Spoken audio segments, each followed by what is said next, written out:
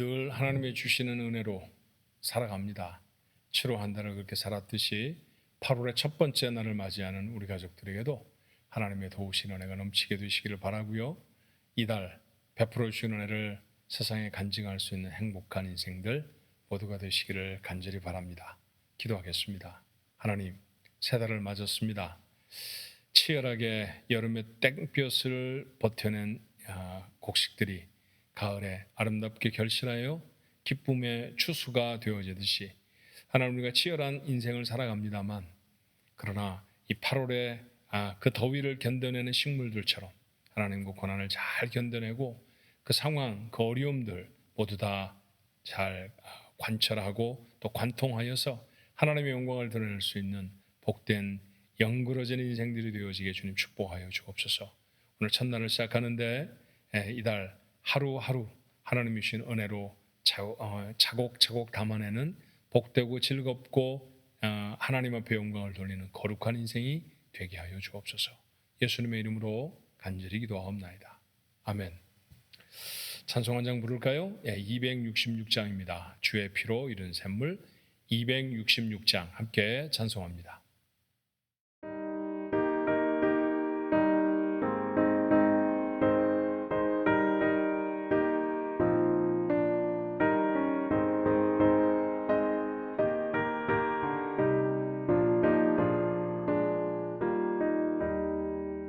주의 피로 이룬 샘물 참 깊고 넓도다.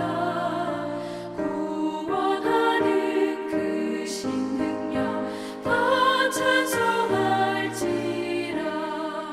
찬송하세 주의 보혈 그 샘에 지금 나가 죄의 깊이 빠진 이 몸 그 피로 씻어 맑히네. 죄악 세상 이김으로 거룩한 길 가는 나의 마음 성전 삼고 주께서 계시네. 찬송하세 주의 보혈 그 샘에 지금 나가 죄의 깊이 빠진 이 몸 그 피로 씻어 맑히네.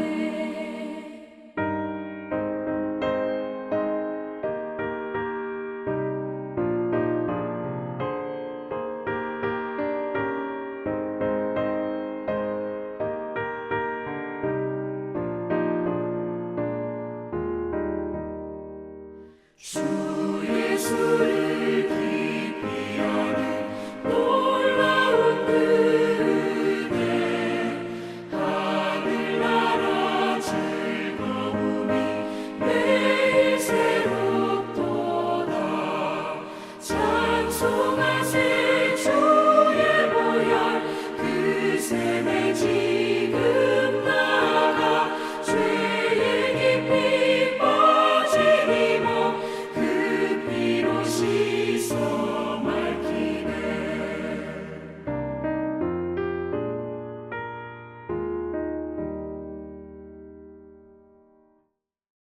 오늘 주신 하나님의 말씀은 에스겔서 11장으로 건너왔어요. 1절부터 12절까지의 말씀입니다.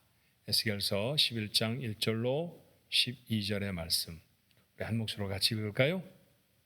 그때 주의 영이 나를 들어올려서 여호와의 전 동문 곧 동향한 문에 이르시기로 보니 그 문에 사람이 25명이 있는데 내가 그 중에서 아수리의 아들 야야샤냐와 브나의 아들 블라다를 보았으니 그들은 백성의 고관이라. 그가 내게 이르되 인자야, 이 사람들은 불의를 품고 이 성 중에서 악한 꾀를 꾸미는 자니라. 그들의 말이 집 건축할 때가 가깝지 아니한즉 이 성읍은 가마가 되고 우리는 고기가 된다 하나니, 그러므로 인자야, 너는 그들을 쳐서 예언하고 예언할지니라. 여호와의 영이 내게 임하여 이르시되 너는 말하기를 여호와의 말씀에 이스라엘 족속아, 너희가 이렇게 말하였도다. 너희 마음에서 일어나는 것을 내가 다 아노라. 너희가 이 성읍에서 많이 죽여 그 거리를 시체로 채웠도다. 그러므로 주 여호와께서 이같이 말씀하셨느니라. 이 성읍 중에서 너희 죽인 시체는 그 고기요 이 성읍은 그 가마인데 너희는 그 가운데서 끌려 나오리라. 나 주 여호와가 말하노라. 너희가 칼을 두려워하니 내가 칼로 너희에게 이르게 하고 너희를 그 성읍 가운데서 끌어내어 타국인의 손에 넘겨 너희에게 벌을 내리리니 너희가 칼에 엎드러질 것이라. 내가 이스라엘 변경에서 너희를 심판하리니 너희는 내가 여호와인 줄을 알리라. 이 성읍은 너희 가마가 되지 아니하고 너희는 그 가운데 고기가 되지 아니할지라. 내가 너희를 이스라엘 변경에서 심판하리니 너희는 내가 여호와인 줄을 알리라. 너희가 내 율례를 행하지 아니하며 규례를 지키지 아니하고 너희 사방에 있는 이방인의 규례대로 행하였느니라 하셨다 하라. 아멘. 조금 해석들이 필요할 것 같아요. 여러분들이 이해를 하셔야 묵상이 될 것 같으니까. 자, 1절의 말씀해 보니까 주의 영이 나를 다시 들어올려서 에스겔을 다시 들어올리셔서 특별한 환상을 보게 하시는데 장소가 어디입니까? 여호와의 전에 있는 동문, 동향한 문이라고 했어요. 이 문은 주로 이스라엘 백성들이 자신들에게 주어진 문제를 심의하고 또 백성을 재판하기 위한 콜티아드, 어떻게 보면 이 재판장일 수도 있고요. 아니면 중요한 사람들의 모임인 그런 모임의 장소일 수 있습니다.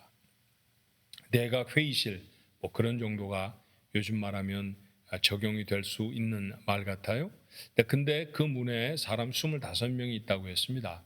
이 25이라는 것은 아마도 상징적이지 않겠나 싶어요. 이스라엘은 12지파였고 그 12지파의 대표자들을 하나씩 뽑으면 24인데 그 24을 인도하는 대표를 한 사람도 세운다고 하면 전체는 25이 되지 않을까. 그런 대표적인 의미를 가지고 있는 숫자가 아닐까 하는 생각이 듭니다. 25이라는 숫자보다 중요한 것은요. 이 사람들이 악한 관리들이었다라는 거예요. 자, 2절의 말씀에도 이들은 불의를 품고 성중에서 악한 꾀를 꾸미는 자라고 했죠. 6절의 말씀에 보니까 너희가 이 성읍에서 사람들을 많이 죽여서 그 거리를 시체로 채웠다. 그러니까 백성을 돌보는 사람들이 아니라 도리어 백성의 생명을 앗아가는 그런 사람들이 되었다는 겁니다. 그런데 그 사람들이 표현하는 말이 이랬어요. 그들의 말이 3절이죠. 집 건축할 때가 가깝지 아니한지요. 이 성읍은 가마가 되고 우리는 고기가 된다 하나니. 이게 도대체 무슨 말인가 싶으시죠? 자, 두 가지 얘기가 기록되어 있는데 하나는 집 건축할 때가 가깝지 아니하다.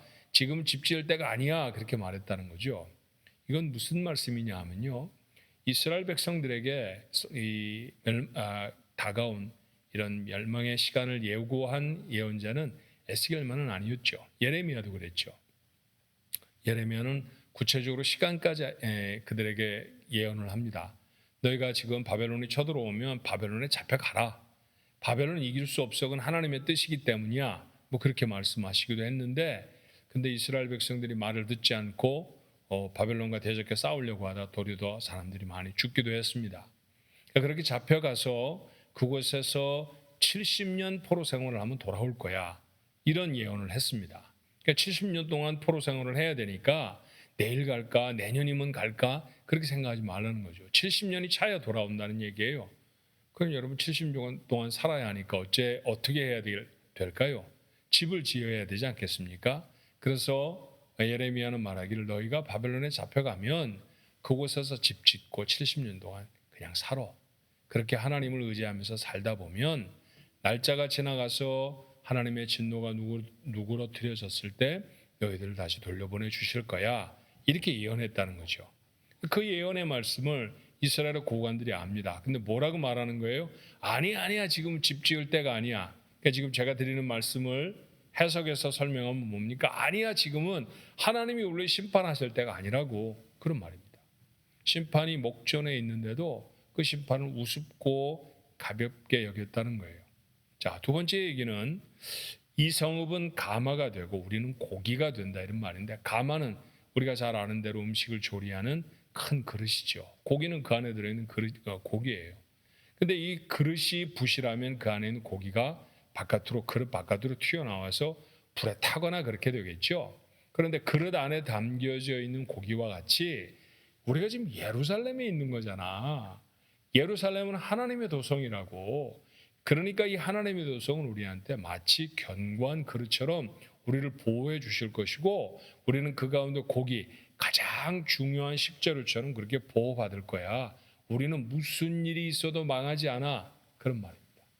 그랬다는 거예요. 자, 그러면 그 다음 말씀들이 전부 다 이해가 되시죠? 그렇게 이스라엘의 고관들은 자기들에게 닥쳐 있는 하나님의 심판을 가볍게 여겼고요. 그리고 심판이 일어난다 할지라도 자기들은 특별히 보호받을 것이라고 턱없이 생각하고 있었다는 이야기입니다. 소돔과 고모라라고 하는 이야기를 아시죠? 자, 오늘 본문의 말씀이 좀 어려우면 그 소돔과 고모라의 얘기를 빗대어 생각해 보면 어떨까요? 소돔성과 고모라성은 고대에 하나님 앞에 악한 사람들이 모여 살던 대표적인 성이었습니다. 하나님 그 성을 심판하기로 하셨고, 그래서 심판의 천사 둘을 보내죠. 그런데 동구 밖에서 서 있던 롯, 아브라함의 조카 말입니다. 아브라함에게서 그래도 신앙 훈련을 좀 받았던 것 같아요. 예, 낯선 사람들이 접근하는 것을 보고 그 사람들을 자기 집으로 인도해 드려서 잘 대접을 합니다. 천사들의 마음에 기쁨이 있었죠. 그래서 이 성을 심판할 것이라고, 만약 너에게 속한 가족이 있다고 하면 내가 그 사람들은 구원해 줄 거라고 그렇게 이야기를 합니다. 롯에게는 아내와 두 딸이 있었어요.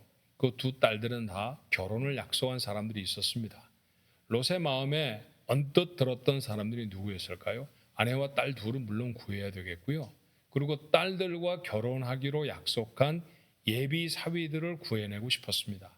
그래서 소돔 사람, 고모라 사람이었음에 분명한 그 두 명의 사위에게 달려가서, 사위감들이죠. 정확히 말하면 그들에게 하나님이 이 성을 심판하신다고 하셨어. 그러니까 너희들 짐을 얼른 싸서 나와 같이 이 성을 빠져나가자. 그렇게 얘기했죠. 그런데 성경에 창세기에 기록한 말씀이 의미심장합니다. 롯이 그렇게 심판을 예고해도 사위들은 농담으로 여겼다고 했습니다. 임박한 심판의 징조를 무시하고 농담으로 여겼던 결과는 무엇이었을까요? 그들은 그것에서 죽어버렸죠. 어떤 중대한 일에 대해서 관심을 갖고 살펴야 할 필요가 있습니다. 여러분 혹시 하인리히 법칙이라는 말을 들어보셨는지요? 1931년에 미국의 산업 안전 전문가였던 허버트 하인리히라고 하는 사람이 조사를 해봤어요. 산업 현장에서 발생한 7만 5천 건의 사건을 분석해 보았습니다. 그랬더니 한 건의 중상 또는 사망 사고가 발생하려고 하면 그 전에 29건의 경상 사고가 일어났고요. 300여 회에 걸쳐서 그곳에서 사고가 일어날 것이라는 징후가 보여졌다는 것이죠. 이것을 왜 사람들은 1대 29대 300이라는 원리로 정리했고요.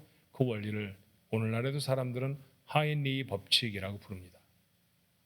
어떤 큰 문제가 생기기 전에 29건의 그거보단 작은 사건들이 생기게 되고요. 그리고 그 사건이 일어날 것이라는 징후가 300번 정도는 보여진다라는 얘기는 우리에게도 교훈이 되지 않을까 싶어요.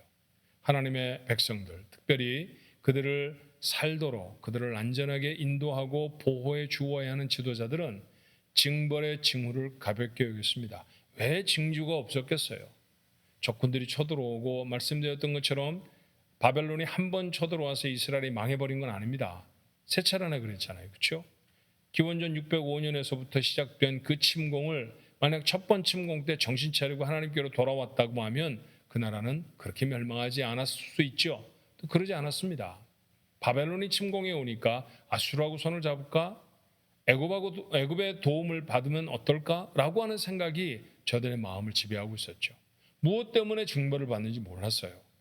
무엇 때문에 이런 어려움을 당하는 것인지, 하나님을 배반하고 이방인들만도 못하게 하나님의 법을 어겼던 사람들이 만날 수밖에 없었던 하나님의 벌이라고 하는 사실을 그들은 생각하지 못했다는 것이죠.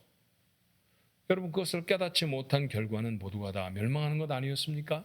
여기 기록된 관리들 다 죽었고요. 그리고 예루살렘 성은 무너졌고 그 가운데 성전조차도 무너지며 이스라엘 백성들은 포로로 사로잡혀 바벨론으로 가게 되지 않았나요? 오늘 이런 사건들을 읽게 되는 우리는 어떤 마음을 가져야 하겠습니까? 우리들의 삶에는 하나님의 경고가 꼭 있지 않을까요? 하나님이 삶을 돌이키라고 하시는 하나님의 경고들이 계속해서 우리에게 주어질 수 있습니다. 그렇죠?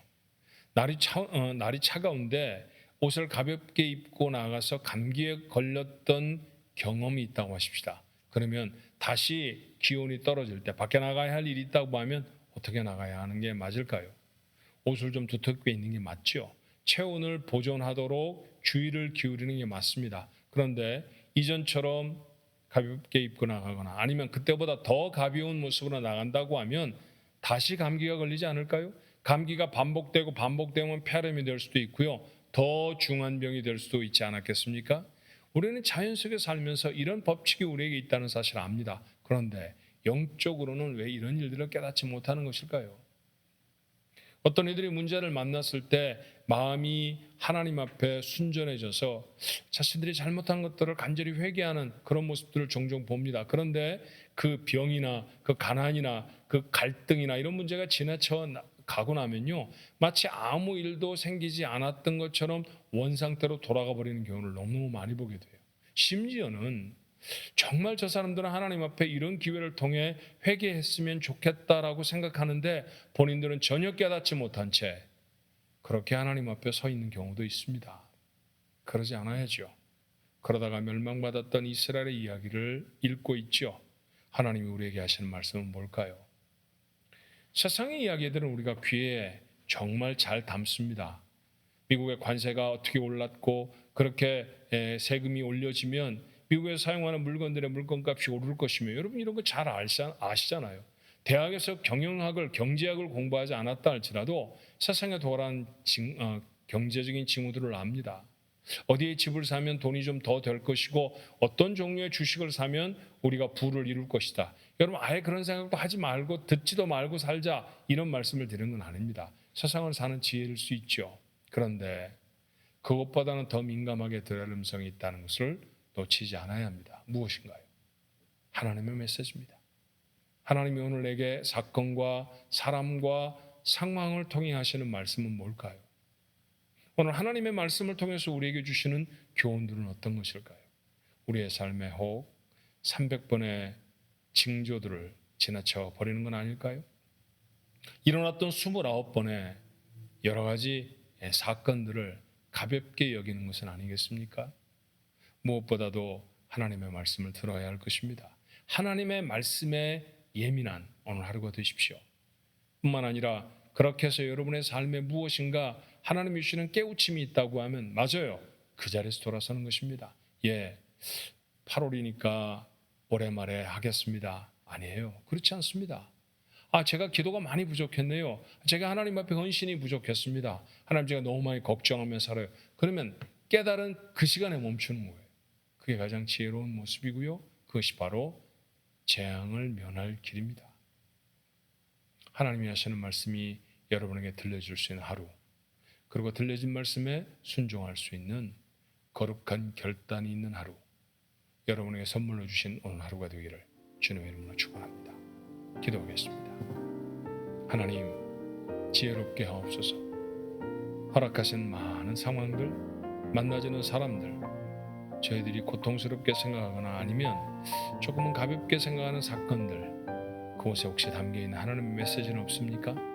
깨달아 알게 하시고 우리의 삶에 돌이켜야 할 부분, 돌아서야 할 부분이 있다고 하면 하나님 지체 없이 돌아서고 결단할 수 있게 축복해 주옵소서. 그래야 살 것입니다.